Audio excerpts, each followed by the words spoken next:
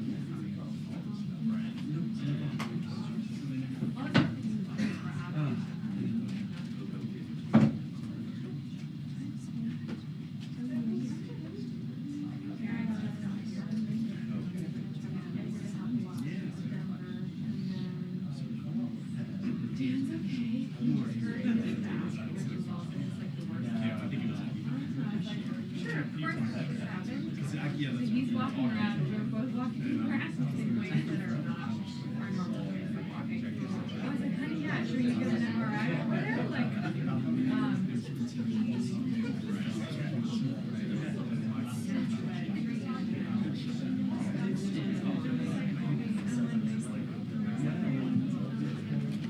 Hi, good afternoon, everybody.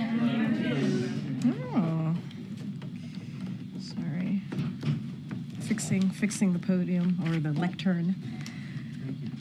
I know. It matters. I know it does. I know. Okay. So on Monday afternoon, President Joe Biden and First Lady Jill Biden will travel to the U.S. Coast Guard sector, New York, for a Friendsgiving dinner with the service members and military families as part of the First Lady's Joining Forces initiative to support military families. This year's dinner, hosted by the Robert Irvine Foundation, will be prepared by Chef Robert Irvine and his team. The U.S. Coast Guard sector, New York, is home to over 500 active duty members and their family members and represents the largest military presence in New York City. During their visit, the President and the First Lady will thank service members and their families and help serve Thanksgiving meal. This is an annual tradition that is very special to the President and the First Lady. They look forward to yet another Friendsgiving dinner with some of the men and women who serve our country and their families who sacrifice so much for our communities. And on a related note, as Americans prepare for Thanksgiving, there's one more thing to be thankful for: much needed relief at the grocery store and the gas pump. For the second year in a row, the average cost of a Thanksgiving meal is falling, and many grocery chains are offering deals for the holiday. According to the American Farm Bureau, the average price of the typical Thanksgiving dinner fell 5%, with turkey prices down 6%. And as more Americans are getting ready to travel to see family members and loved ones, the price of gas has fallen to its lowest point in more than 3 years. Prices at the pump are down about 25 cents per gallon compared to this time last year, and below $3 per gallon in almost 30 states. There's more to do, and we're fighting to further lower costs and grow the middle class. President Biden will continue to use every tool available to help American families put food on the table and keep money in their pockets. And as you all know, the first week of December, the president will travel to Angola, where he will meet with President Lorenzo, recognize Angola's role as a regional leader, and underscore the true transformation of U.S.-Angola relationship. Together, the United States and Angola are working to address a full spectrum of pressing challenges, from narrowing the infrastructure gap in Africa and growing economic opportunities and sustainable development in the region, to expanding technologies and scientific cooperation, bolstering peace and security, strengthening food security, and among others. While there, he will also meet with the African with African and private sector leaders and reaffirm U.S. partnership across a host of high priority issues, including security, health, and the economy. As you all know well, President Biden has made revitalizing our international alliances and partnerships a key priority, recognizing that today's challenges require global perspectives and collective responses. The visit reflects his promise to visit the continent during his term, which he made at the U.S.-Africa Leaders Summit, and we will have more to share in the days ahead. With that, Colleen, it's good to see you. I feel like it's been a while. Karine, can you talk about the decision to loosen restrictions on long-range weapons for Ukraine? So just a couple of things there that I do want to add is I want to be really clear. I'm not going to get into specifics about Ukraine's operation from the podium today. That is not something that we're going to do, and that's not something we normally do. But what I will say is something I'll just reflect on something that the National Security Advisor, Jake Sullivan, said earlier this week, which was the major escalation we're seeing is that Russia has gone to another country from another part of the world. North Korea brought in thousands of their troops to the front lines and have added them into this war. This is a significant change and one that we warned the Russians about before they did it. We continue to talk to our allies and partners about this, and as it relates to any operations on the ground, this is something for the Ukrainians to speak to directly. Just staying on Ukraine for a second, with regard to escalation, is there concern that Putin changing Russia's nuclear rules is sort of suggesting that the president's initial instincts on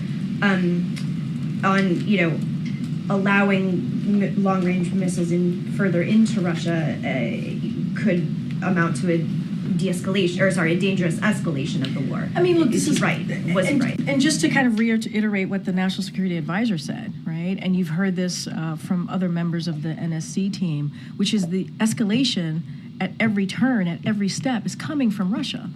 They're the ones who are escalating this. They're the ones who started this war. It is because of their aggression into a sovereign territory, Ukraine. And this war can end today. You hear say this over and over again. It can, if Russia would stop the war and stop what they're doing with their aggression. So this is an aggression from their side, and we've been very clear about that. You just heard me lay out a couple things that the National Security Advisor said just earlier this week.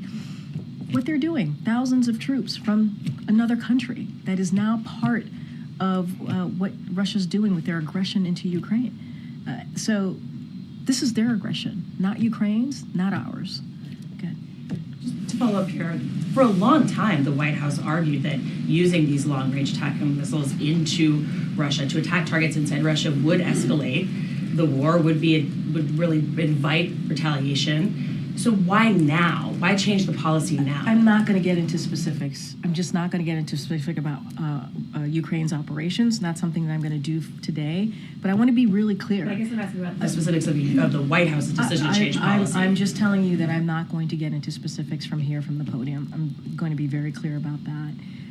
And what I have said is, when you're thinking about bringing in thousands of troops to the front lines to add to the war, right? These are North Korean troops, as you know.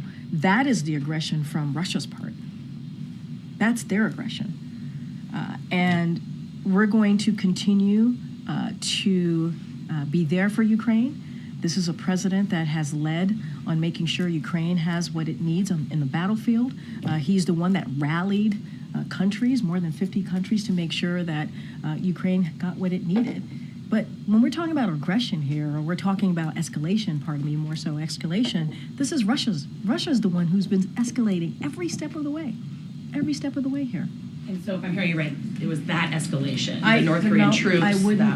I'm not saying that. I'm saying that I'm not going to get into specifics about Ukraine's operations from the podium today. You asked me about escalation, and I'm being very clear where the escalation is coming from, but I'm not going to get into specifics. 2 more months left to this administration. Yeah. Are there new goals or definite goals that the president has in how to support Ukraine in these final 2 months? Realistically, what difference can he make in these last 2 months of his term? I mean, look, I think the president has made a whole lot of difference. Let's not forget, as before Russia invaded into Ukraine, the president was the one that warned about that happening. He was the one, and we were able to share that information with Ukraine. He's the one that made sure that NATO was stronger, the NATO alliance was strengthened. He led that effort. He was the one that helped rally more than 50 countries to get back to Ukraine. Let's not forget, you all reported this. Within days, we were hearing over and over again, within days, Kyiv would fall. We're hearing that over and over again. And today, because, yes, of this president and what he's been able to do, but also the bravery of the Ukrainians, they continue to fight. They continue to fight on. And so the president in September, as you all know, we've talked about this from the podium, talked about surging the security assistance. We made an announcement yesterday about the next assistance that we were providing, and we're going to continue to do that, surge that assistance, make sure that Ukrainians have what they need on the battlefield to push back against Russia's aggression. Okay, Nancy. Thanks. A couple questions about that aggression. Has the U.S. determined that Russia used a ballistic weapon last night in retaliation for the U.S. authorizing the use of ATACMS by the Ukrainian government? So a couple of things. So obviously we are aware of Russia's launch of an intermediate range ballistic missile against Ukraine. Ukraine has withstood countless attacks from Russia. We have seen that repeatedly over the past more than 2 years now. We briefed Ukraine and our close allies, partners in recent days to help them prepare. As the president announced earlier this year, the United States is providing Ukraine with hundreds of additional Patriot and AMRAAMS missiles to strengthen its air defense.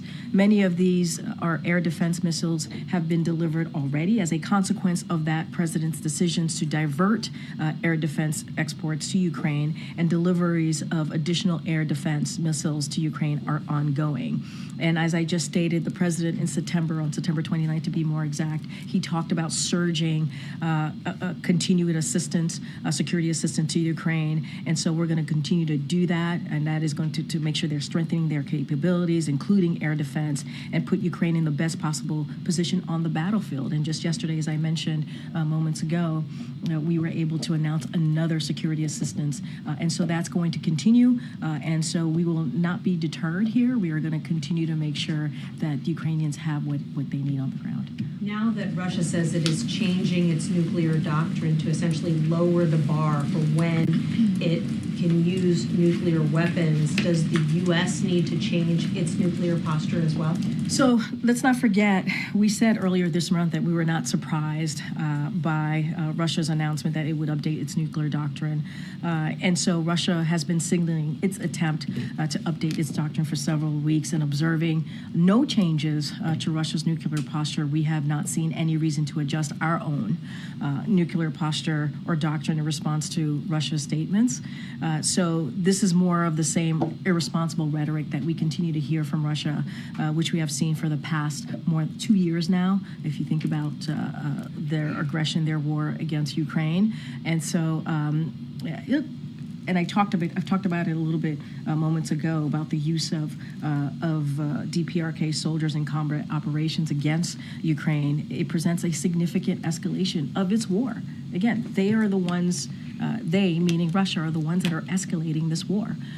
And so we are not going to be deterred here. We're going to continue. We're going to certainly continue to be there for the brave people of Ukraine.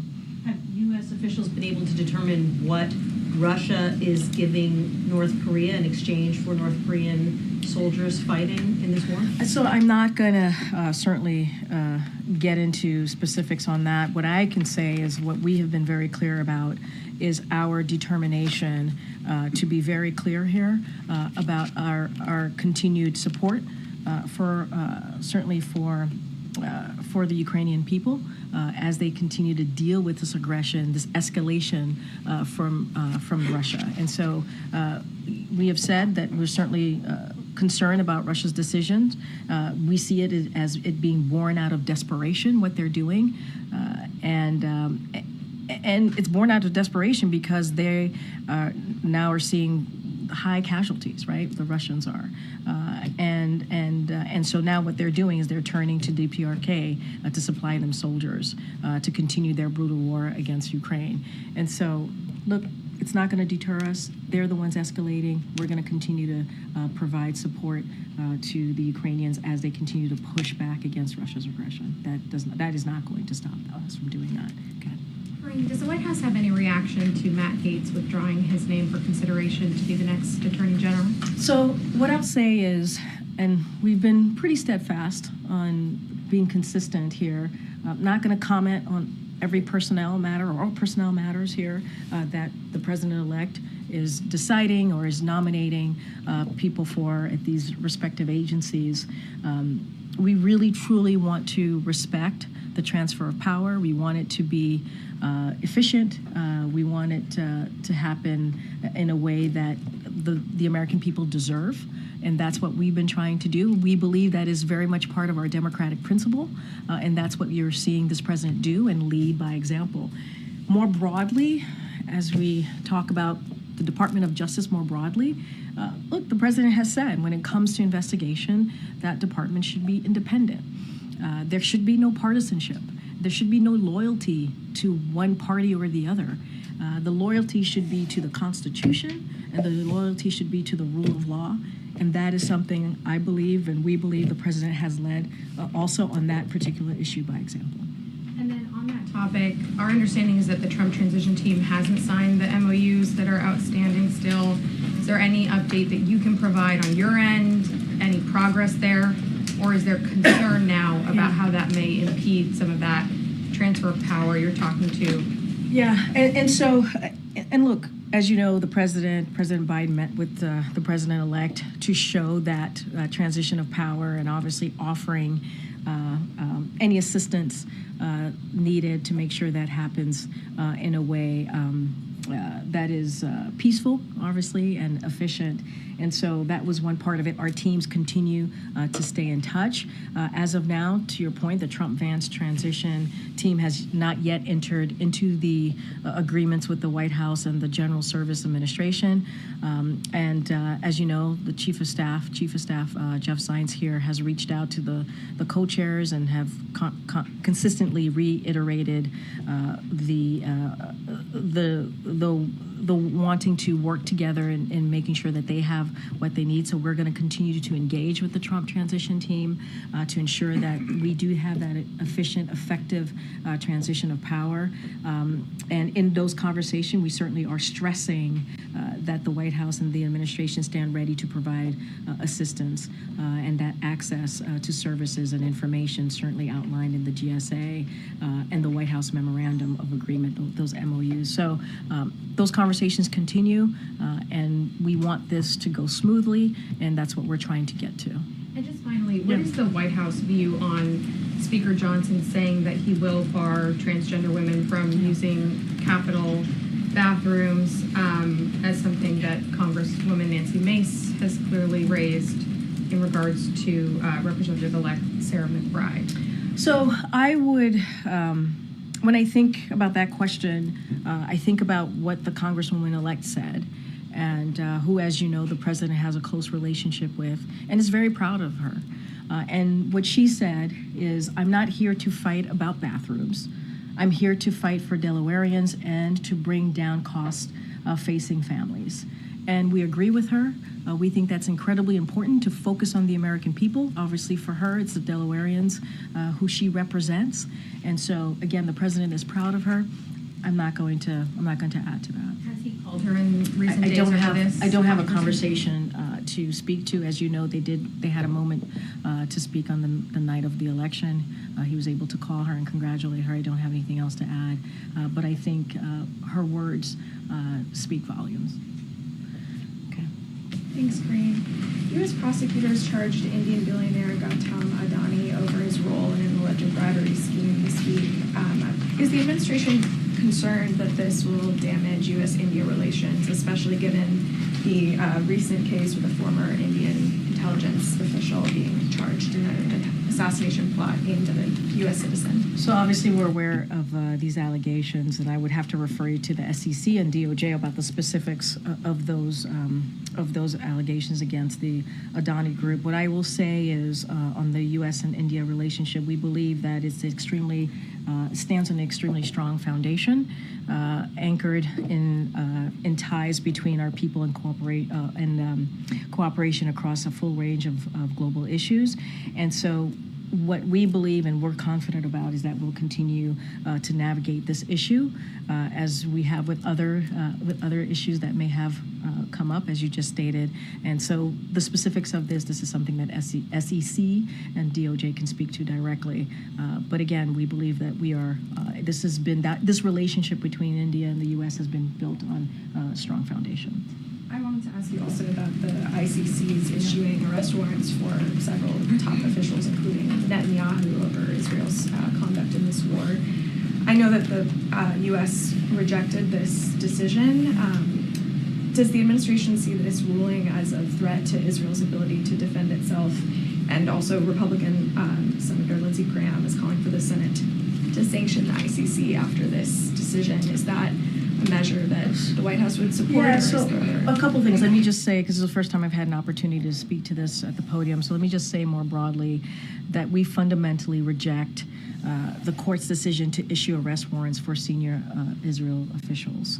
We remain deeply concerned by the prosecutor's rush to seek arrest warrants and the troubling process errors that led to this decision. The United States has been clear that the ICC does not have jurisdiction over this matter. You've heard us say this before.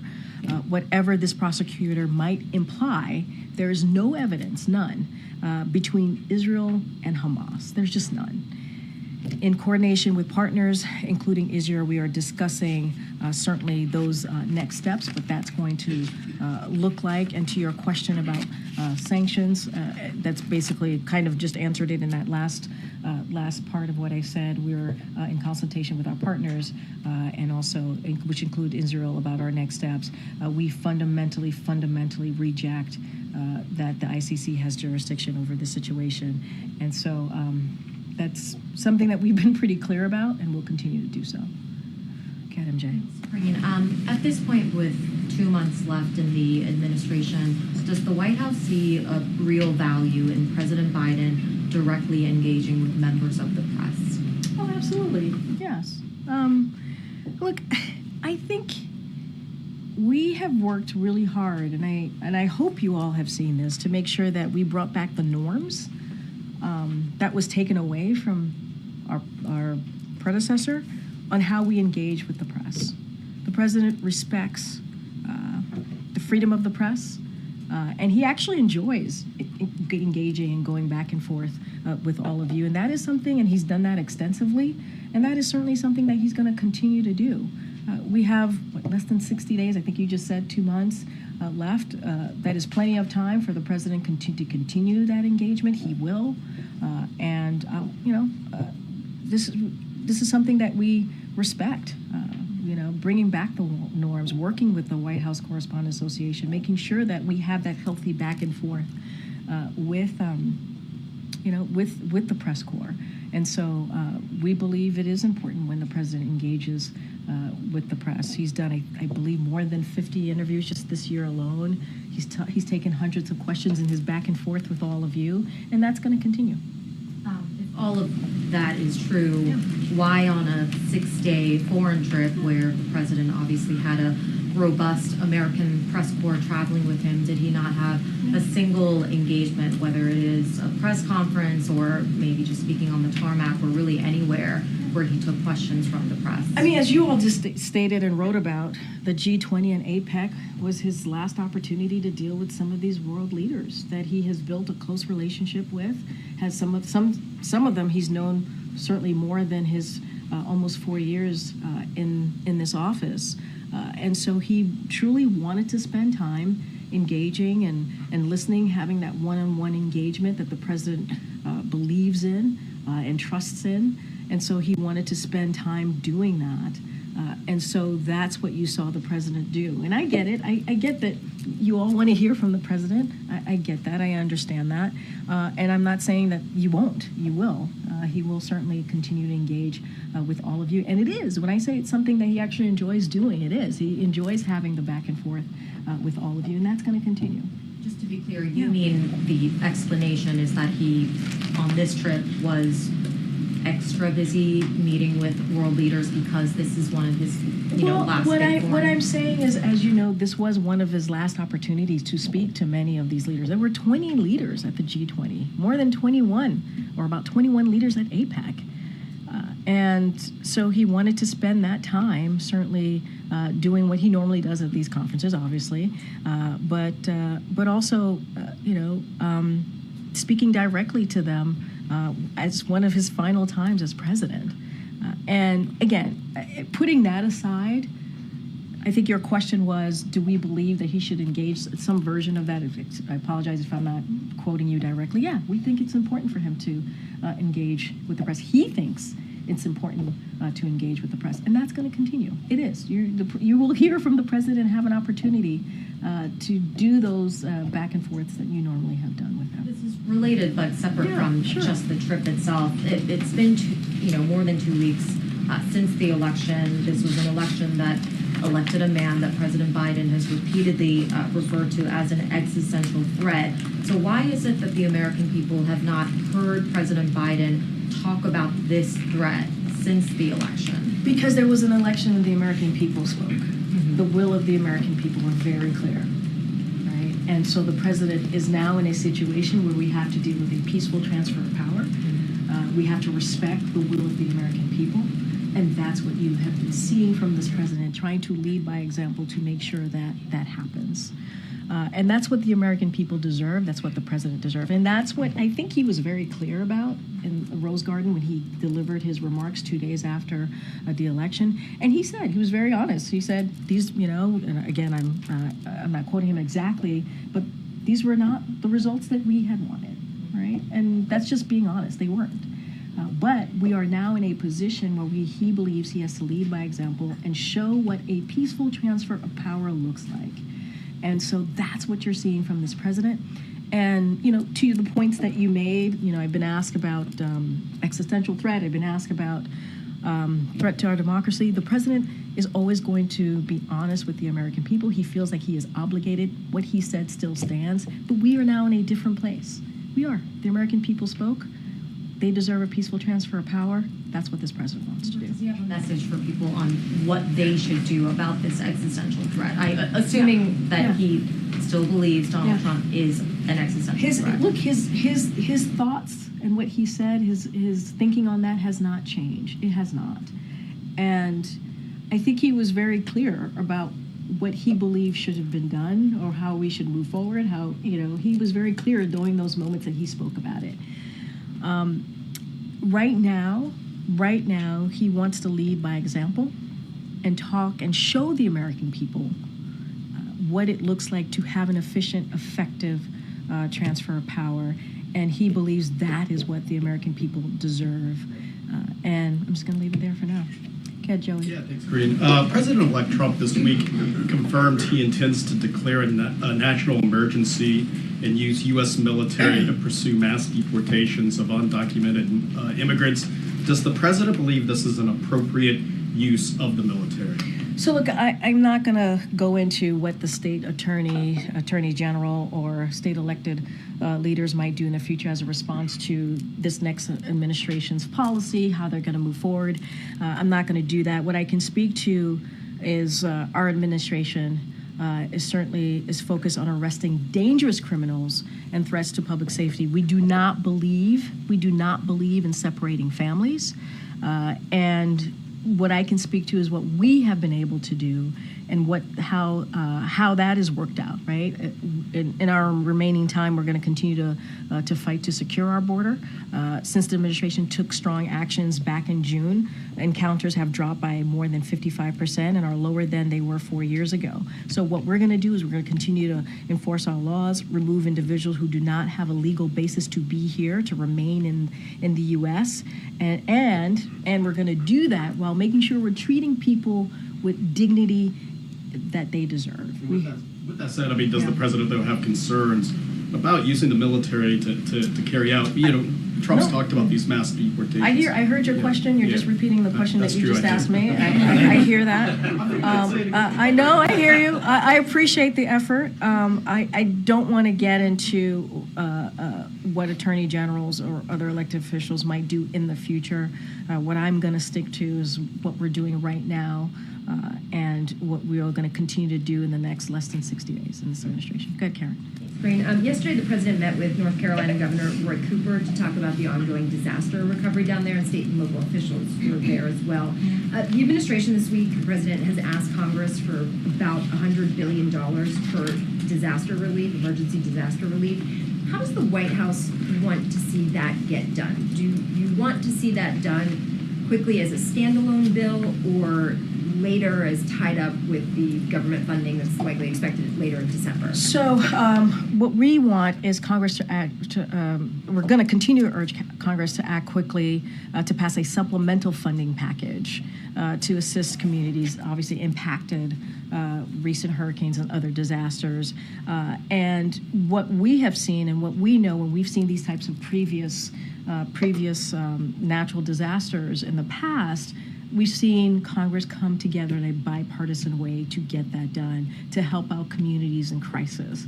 And so that's what we want to see. That's what we look forward to working with our congressional partners and delivering that for American people, for the folks, again, who are in crisis, who need that additional funding.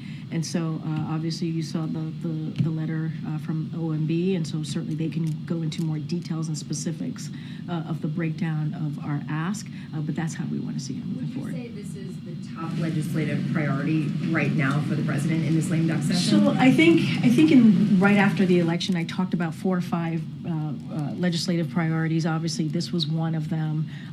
Getting our judicial, we think our very qualified judicial nominees through is a priority. The NDAA is a priority as well. So we have a couple of key priorities that we want to work with our congressional partners on getting through, and this is certainly one of them. And again, FEMA has the money to respond to Hurricanes Helene and Milton, and that's assuming there's no new large, obviously, hurricanes or natural disaster. But as you know, when it comes to SBA, that funding is fully exhausted, and you have, that type of funding is critical to businesses, homeowners, and renters, and they really rely on that funding, that SBA funding, to certainly deal with recovery and rebuilding. So there's a real need here, a real urgency, and so we're going to work with congressional members to get that done. Did you hear a dire message yesterday from those North Carolina officials? Look, I think they're trying to recover and rebuild, and I think that they were devastated by the hurricane, as we all know. I think some of you were able to come with us on that trip, whether if it was us or with the vice president, and you saw what they have to deal with here. Devastated by the hurricane. So I don't want to speak for North Carolina, but certainly there is an urgency. I would refer you to obviously the North Carolina Governor Cooper on this particular question, but we saw how devastated they were from this hurricane, and it is important. It is important. It doesn't matter if you're from this president. It doesn't matter if you're a red state, blue state, rural. If you're part of a rural America, urban America, all American people deserve to have the assistance that they need, especially when a crisis like this occurs. Thank you. Can you detail how the White House is thinking about clemency in these last 2 months? Is there a process for how those pardon decisions are going to be made, and is the president expecting to make any sort of statement with the pardons he does in the next 2 months? So look, the president has certainly been committed to reforming the criminal justice system, and has done that through clemency authority in a manner that provides second chances, ensures equal justice under the law, and strengthens public safety. And so he's going to continue to elevate clemency petitions in a thoughtful and deliberate manner. I'm not going to get into specifics here on that process, but he's going to do this in a way that he believes is the right way to move forward. But I just don't have anything about the process and getting into the nitty-gritty of this. But I think you've seen how the president has treated this over the last almost 4 years. Okay. I have a question about Venezuela, but first on Brazil, the federal police have just indicted former President Jair Bolsonaro for an attempt coup d'etat after he lost the elections in 2022. Does the U.S. do you have a reaction from this? And did the president discuss this when he met with President Lula da Silva? So I have not spoken to our teams about this, so I would have to connect with them. I don't have a response. I want to make sure I give you the right response. I don't have a response, and also we can talk about this after the briefing. What's your next question? Venezuela, the U.S. recently called for the first time President-elect, the opposition leader Edmundo Gonzalez, and I was curious a little bit about the timing, if it has something to do with the inauguration in Venezuela is January 10th. What message is the U.S. trying to send with this? So I will say since July, it has been clear to us, the United States, to democratic nations around the world, and to independent international organizations that observed the July 28th elections that opposition candidate Edmundo Urrutia won the most votes. And we said this repeatedly. You've heard me say it a couple times at the podium, and so we've been pretty consistent about that. Winning the most votes makes him the president-elect, and so that's what we believe. It does not change our position at all. We, the United States, currently recognize the democratically elected 2015 National Assembly as the legitimate government of Venezuela, and so we do not intend to change that posture during this administration. And again, the people spoke. But even though it doesn't change the position of the United States, it has been 4 months since the July elections. So why now? What did you see that made you make this decision, or why it's happening? Look, it should be up to the people, and it was, and that's what we saw on July 28th. And we were very clear about that. And so, and again, when you win the most votes, that means, in this instance, obviously, that makes him the president-elect. But we've also been very, I think, very consistent on saying what we saw on July 28th, and that the American people, that the people in Venezuela spoke. Again, Michael. Thanks, Karine. Just quickly following up on MJ's questions. Yeah. Have you Which one? They sort of there were a few of them.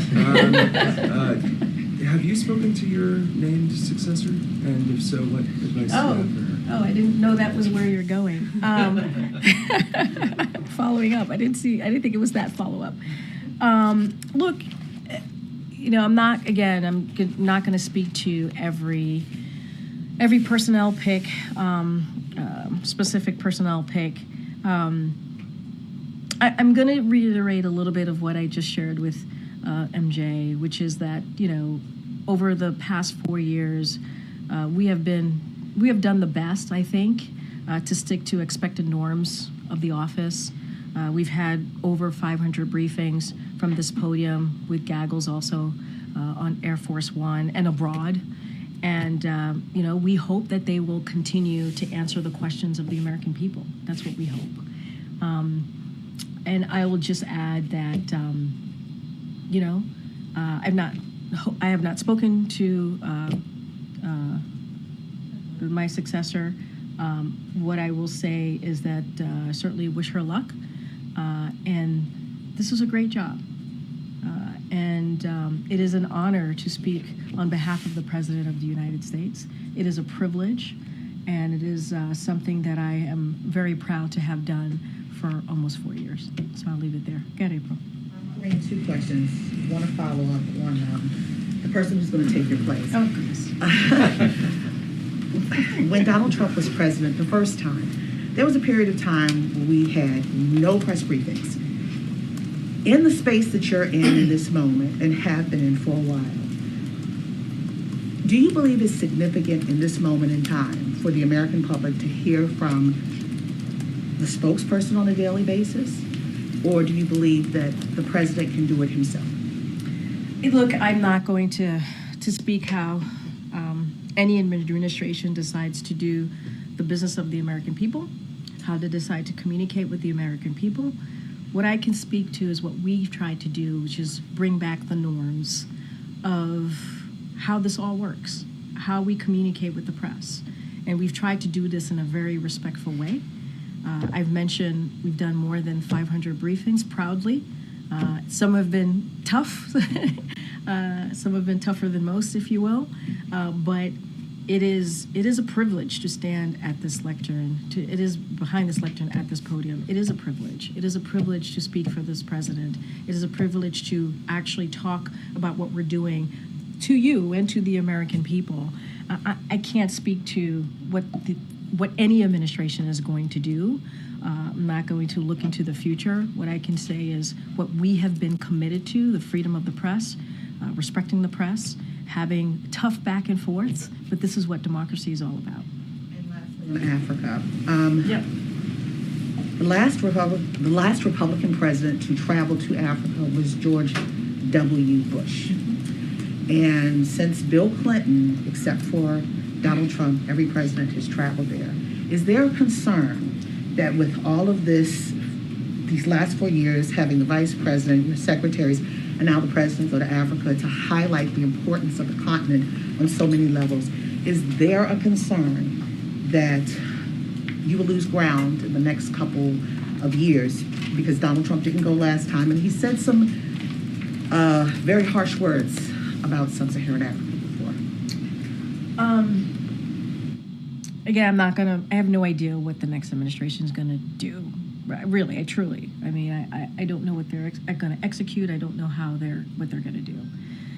What I can say is the president's going to Africa because he made a commitment. You saw his commitment to the continent when he had the leaders of the African leaders here about almost 3 years ago now, I believe. Maybe a little bit longer. And he did that because we believe there are shared interests between the continent, the countries obviously, and the U.S., and wanted to continue to transform those relationships, right, and work on those relationships. And so that's what you're going to see from this president the first week of December when he goes to Angola. I will add that this president believes in respecting people. Again, doesn't matter where you come from. Doesn't matter if you voted for him or not. He believes every American has an opportunity to be uplifted, to have opportunities to have a better life for themselves. That's why he believes in this country, what this country is founded on, what this country is all about, getting opportunities, being able to, to live that American dream, whatever that is, however that is defined for you. And so that is something that this president will always respect, not just as president, but moving forward. Obviously, he did that as vice president, senator. And so that's what I can speak to. And that's what he's going to continue to do. And there's a lot of things that we're going to cover in Angola, right? Whether it's infrastructure, growing economic opportunities, expanding technology. There's a lot to talk about, a lot of shared interest. And so we'll have more to share certainly on his trip to Africa. Okay, Jenny. Firstly, on MJ's question slash comment, I was on the South America trip, and I just want to note if your explanation was that he was engaging with leaders, there was quite a bit of downtime and, of course, opportunities on the tarmac, which he has used before the election. So I don't know that really explains why he didn't. I appreciate that you don't appreciate my explanation. But what I'm saying to you is that the president is looking forward to engaging with you all in less than 60 days. He's done it extensively. It's not going to stop, and he will do that. He will continue to engage with all of you and take your questions. He's done, I believe, more than 600 back and forth with you all this year alone, done more than 50 interviews. That's not going to stop. It's not. He's going to engage. And I'll just leave it there. What actual topic? Sorry. Actual topic? Well, this one was, I just had to what does that mean? I just had to get this one comment. Does the administration have a prevailing theory on how the undersea cables in the Baltic Sea were damaged, and do you think that China may have been responsible? I'm just not going to get into any type of theories from here. I will let the NSC team respond to that directly. I'm just not going to get into speculation from here. Okay, Nadia. Thank you, Karine. On the statement you just mentioned about the ICC issuing an arrest warrant against Mr. Netanyahu, the defense minister, you said that you found the process has troubling errors. What errors do you think it has? And second, sorry, you talked about the partners. You want to discuss with partners the next step on the ICC decision. Few of your closest allies, France, Italy, Netherlands, and Canada so far, said they are abiding by the court decision and they're going to arrest Netanyahu if he steps on their soil. So did they have a different interpretation of international law than you? So a couple of things. You asked me a couple of things. So the first thing that I will say is that obviously we reject, and we certainly have different opinions on that, and we're going to let other countries speak for themselves. We're speaking for ourselves, and so we're not going to be executing any arrest warrants. That is not something that we're going to do from here. And I do have some examples on when you ask me about the process and why we think it's essentially a flawed process. And so in contrast to how he has treated, this is the prosecutor, how he has treated others, including Nicolas Maduro and his associates, the prosecutor failed to provide Israel with a meaningful opportunity to engage constructively and to properly consider its domestic processes. This calls into question the credibility of the prosecutor's investigation and the decision today. But we've been very clear, not just today, that we do not believe that the ICC has the jurisdiction here, and so over this matter. And so we've been very clear about that, and that stance has not changed. But I just laid out an example of why we think what process the ICC did not follow. On 19 Democratic U.S. senators voted to block sending offensive weapons to Israel. And Senator Bernie Sanders said basically that we cannot criticize human rights violation while the U.S. itself is violating its own laws. So where is he wrong on that? So look, we strongly oppose this resolution, and we have made our position clear to interested senators. We've been very clear about that. We've been also very clear about this. We are very committed to Israel's security. That has been ironclad, and we believe that these resolutions are counterproductive as we are working to secure a ceasefire in Lebanon and ceasefire and hostage deal in Gaza. And so we have strong reason to believe that terrorist groups like Hamas and Hezbollah want to see Israel in a position of weakness, and we don't want to see that happen. And so, look, we appreciate that the concerns that the senators raised. Obviously, we respect their position. We just do not. We strongly oppose the resolution. Okay. Thank you so much. Following up on your comments on the change of nuclear posture by Russia, and you said it's another example of irresponsible rhetoric. Is it a way to kind of dismiss what Russia said, to say there is no real reason to be concerned, these are only words? Say that one more time. There's no... That there would be no there's no real reason to be concerned, that this is just like Putin. Oh, you're talking about their nuclear doctrine that they put out. Look, here's what we're saying. We haven't seen any indications of Russia preparing to use a nuclear weapon in Ukraine. We just have not seen that. And so this is more of the same, right? More of the irresponsible rhetoric from Russia, which we have seen the past 2 years. We've seen this before. But it doesn't stop what we have been saying, that the escalation is coming from Russia here. They're the ones who are escalating. This is their war. They're the ones who have, went into a sovereign territory, which is Ukraine, and started this war and pushed forward with their aggression. And so this is a war that they can end. They can end it today. And we've been very clear about that. I know I have to wrap it up. Okay. I wanted to follow up on the Trump transition team not signing the MOUs. Have they provided any reasoning as to why they can speak for themselves? I'm not going to speak for the Trump transition. Are you concerned about the implications of the delay of the transition? I'm not going to get into. I'm not going to speculate from here. We are continuing to have our discussion with the Trump transition team. I'm just not going to speculate.